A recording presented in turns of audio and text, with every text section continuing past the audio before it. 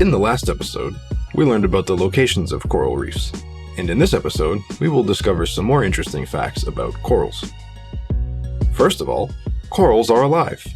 They are very fragile and sensitive animals, many of which are listed as either endangered or critically endangered on the IUCN Red List.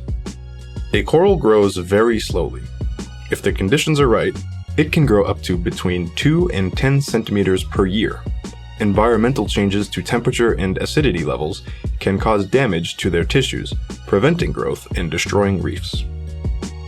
Corals first appeared on Earth 485 million years ago, when the shape of the continents was completely different and there was no life on land.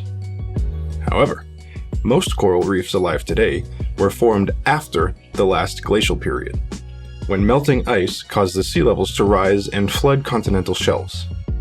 Therefore, most coral reefs are less than 10,000 years old, even though some individual corals may only live for a couple of years. Scientists have been studying coral reefs for more than 300 years, starting with Darwin, who described the coral polyps in 1836 as a myriad of tiny architects. Coral reefs are the most diverse marine ecosystems on Earth.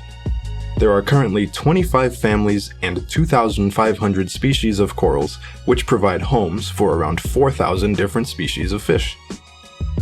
The Great Barrier Reef in Australia began growing 20,000 years ago. It is the largest reef in the world, composed of more than 3,000 smaller reefs distributed over 2,300 kilometers, more or less like the size of the entire west coast of the USA. It is thought to be the largest structure ever built by animals. It can even be seen from space. There are 3 types of coral reefs. The most common type is the fringing reef. This type of reef grows seaward directly from the shore, and it forms borders along the shoreline and surrounding islands. When a fringing reef continues to grow upward from a volcanic island that has sunk entirely below sea level, an atoll is formed. Atolls are rings of coral that create protected lagoons and are usually located in the middle of the sea.